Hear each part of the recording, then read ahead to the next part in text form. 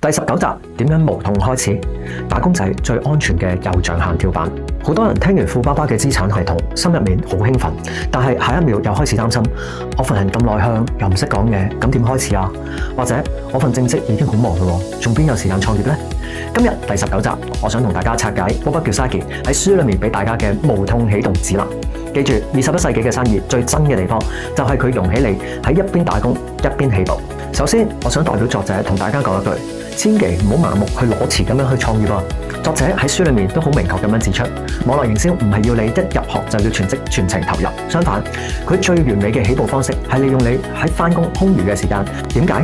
因為當你每個月仲有一份穩定嘅人工去維持你嘅生活、交租食飯嘅時候，你創業嘅心態先會夠穩，先會夠正向。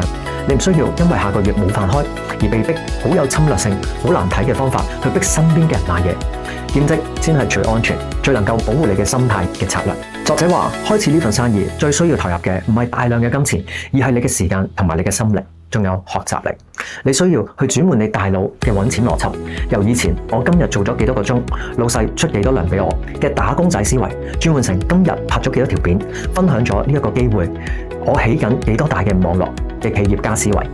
優秀嘅平台一早已經幫你準備好帶物流啦、產品啦同埋 SOP。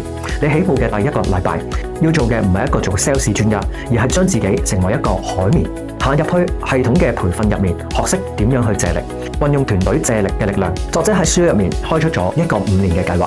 佢話：如果你想轉一個象限，建議建立一個穩固嘅資產系統，通常係需要5年嘅時間去學習、沉澱同埋建立網絡。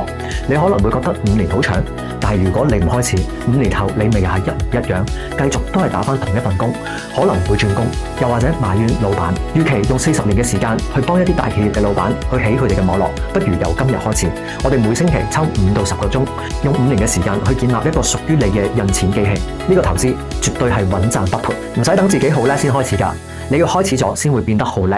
如果你都想喺唔影響你嘅正職前提下，無痛咁樣去啟動你嘅21世紀副業系統，留言打我想起步，或者直接 DM 我會話俾你聽第一步可以點做。